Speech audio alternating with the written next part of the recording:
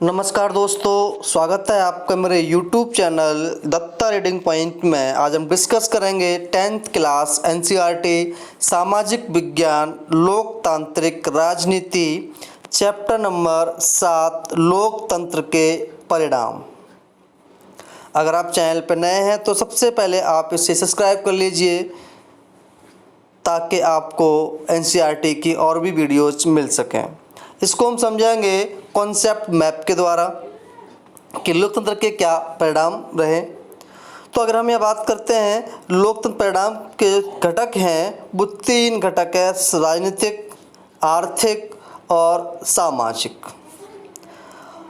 सबसे पहले हम बात करेंगे यहाँ पर राजनीतिक, यानी कि इसके लिए लोकतंत्र में एक जिम्मेदार सरकार होती है, जवाबदेह सरकार होती है और वैध सरकार का होना बहुत ही आवश्यक है। तभी किसी भी देश का बने रहना या लोकतंत्र का बने रहना हो सकता है। तो सरकार कैसे होनी चाहिए? जवाबदेह सरकार होनी चाहिए, लीगल सरकार होनी चाहिए और जिम्मेदार सरकार होनी चाहिए। तभी किसी देश का विकास हो सकता है, चाहे वो राजनीतिक क्षेत्र में हो, आर्थिक क्षेत्र में हो या फिर सामाजिक क्षेत्र में हो। हम वही बात करते हैं सामाजिक क्षेत्र की। सामाजिक क्षेत्र में सामाजिक विविधता में सामंजस्य, यानी कि सरकार का उत्तरदायित्व है कि वह समाज में विभिन्न प्रकार के लोग, विभिन्न प्रकार की जातियाँ, भाषा, धर्म के लोग रहते हैं, उनमें सामंजस्य बिठाए रखना, तभी लोकतंत्र सफल हो सकता है। तो जो समाज जो बहुत सारी भाषाएं बोलने वाले लोग हैं, कई जातियां हैं, कई वर्ग हैं, जब तक इसमें सामंजस्य स्थापित नहीं हो पाएगा तब तक लोकतंत्र सफल नहीं हो सकता है। दूसरा पॉइंट आपका आता है सद्भावनापूर्ण जीवन, सभी के साथ समानता का व्यवहार और सभी अपने हिसाब से तरीके से अपना जीवन जी सकें, तभी उसमें कोई भेदभाव ना हो, किसी प्रकार की कोई अड़चन ना आए, तभी लोकतंत्र सफल रह सकता है। वहीं हम बात करते हैं आर्थिक की। तो आर्थिक में आर्थिक समृद्धि और विकास का होना बहुत ज़रूरी है। जब तक ये आर्थिक समृद्धि और विकास नहीं होगा तब तक देश का विकास नहीं हो सकता है, या कहें कि लोकतंत्र पूरी तरीके से सफल नहीं हो सकता है।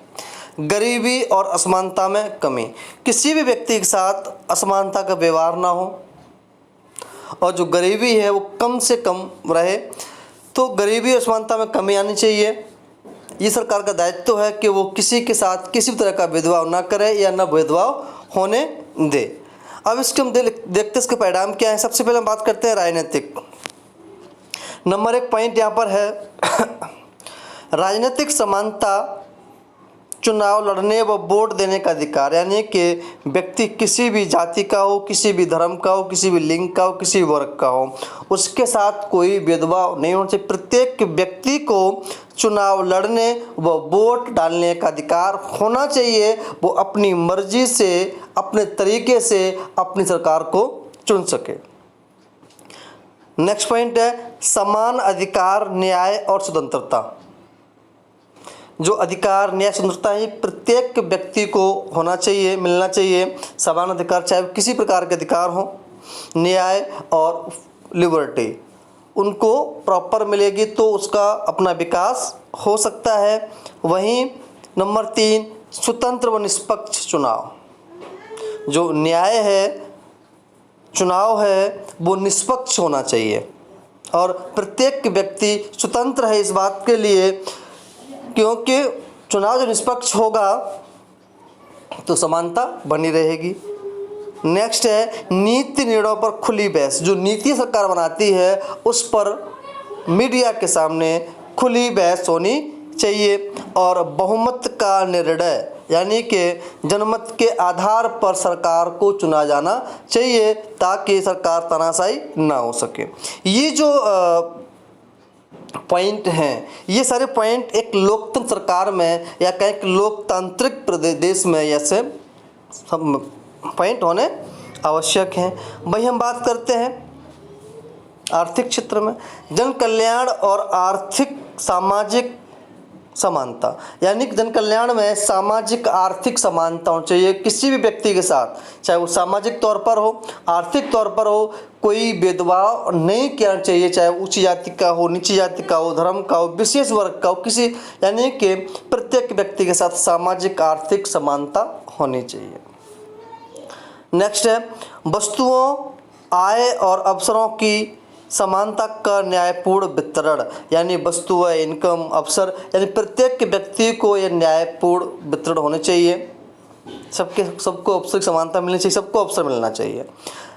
धनी एवं शक्तिशाली व्यक्ति को विशेष अधिकार नहीं, चाहे कोई धनी व्यक्ति है या शक्तिशाली व्यक्ति है, उसको विशेष अधिकार नहीं मिलने चाहिए, क्योंकि प्रकृति ने प्रत्येक व्यक्ति को समान रूप से पैदा किया है। तो प्रत्येक व्यक्ति को समान रूप से अधिकार मिलने चाहिए, किसी भी व्यक्ति को विशेष प्रकार के अधिकार नहीं मिलने चाहिए। हम बात करें सामाजिक, व्यक्ति की गरिमा, नागरिक समानता, चाहे वो किसी भी प्रकार का हो, किसी भी जाति का हो, किसी धर्म का, उसकी अपनी गरिमा होती है, उसका भेदभाव नहीं होना चाहिए, उस पर अत्याचार नहीं होना चाहिए, समाज में उसको समानता मिलनी चाहिए, सामाजिक टकराव की कम संभावना और समाज में किसी भी प्रकार का टकराव नहीं होना चाहिए, कमज़ोर वर्गों को समानता का अधिकार मिलना चाहिए, चाहे फिर वो किसी भी जाति का हो, किसी भी धर्म का हो, किसी भी लिंग का हो, किसी भी वर्ग का हो, और उस व्यक्ति को सामाजिक समानता मिलनी चाहिए। नेक्स्ट कुछ पॉइंट हैं यहाँ पर। पहला पॉइंट है, आज विश्व के 100 से अधिक देश किसी न किसी तरह की लोकतांत्रिक व्यवस्था चलाने का दावा करते हैं। इनका औपचारिक संविधान है, इनके यहाँ चुनाव होते हैं, राजनीतिक दल भी हैं, साथ ही वे अपने नागरिकों को कुछ बुनियादी अधिकार गारंटी भी देते हैं। बात करें का मतलब 100 से भी अधिक ऐसे देश हैं जहाँ लोकतंत्र व्यवस्था चल रही है। लोकतंत्र में इस बात की पक्की व्यवस्था होती है कि फैसले कुछ कायदे कानून के अनुसार होंगे। लोकतंत्र में जो सत्ता होती है, अगर हम कहें कि मूल रूप सत्ता वो जनता के हाथ में होती है, और ये ऐसी पक्की बात व्यवस्था करता है, कुछ फैसले जो होते हैं वो कायदे कानून के अनुसार होते हैं। कोई नागरिक यह जानना चाहे कि फैसले लेने में नियमों का पालन हुआ है या नहीं, वो इसका पता लगा सकता है। उसे न सिर्फ यह जानने का अधिकार है, बल्कि उसके पास इसके साधन भी उपलब्ध हैं। इसे पारदर्शिता कहते हैं। कभी कभी इसे एक नंबर में पूछ लिया जाता है। अगला पॉइंट है, लोकतांत्रिक शासन व्यवस्था निश्चित रूप से अन्य शासनों से बेहतर है। यानी लोकतंत्र व्यवस्था जो होती है, बहुत सारे एकात्मक हो गया, शासन हो गया, ठीक है, कहीं तानाशाही शासन, बहुत सारे प्रकार के शासन होते हैं, तो सबसे बेस्ट जो है वो लोकतांत्रिक डेमोक्रेटिक व्यवस्था जो होती है, सिस्टम जो होता है, वो सबसे बेस्ट होता है। यह वैध शासन व्यवस्था है। लोकतांत्रिक शासन व्यवस्था लोगों की अपनी शासन व्यवस्था होती है। इसी कारण संपूर्ण विश्व में लोकतंत्र के विचार के प्रति जबरदस्त समर्थन का भाव है, क्योंकि समस्त रूप से जनता के हाथ में इसकी शक्ति होती, जनता के द्वारा ही उसके अपने प्रतिनिधि चुने जाते हैं। अगला है, लोकतांत्रिक व्यवस्था राजनीतिक समानता पर आधारित होती है। प्रतिनिधियों के चुनाव में हर व्यक्ति का स्तर बराबर होता है, सब बराबर होते हैं। अपनी मर्जी से कोई व्यक्ति किसी भी व्यक्ति को वोट कर सकता है जो उसका प्रतिनिधि उस क्षेत्र में होता है। तानाशाही का समर्थन करने वाली राजनीतिक विचारधारा को निरंकुशतावाद कहते हैं। तानाशाही का समर्थन करने वाली राजनीतिक विचारधारा को निरंकुशतावाद कहा जाता है। कभी कभी एक नंबर में पूछ लेता है कि निरंकुशतावाद से आप क्या समझते हैं। यानी सरकार तानाशाही होती है, अपनी मन मर्जी से वो जो काम करती है, जनता हो सकता है उसके फैसले जनता के हित में हो या ना हो, उसे हम बोलते हैं तानाशाही सरकार।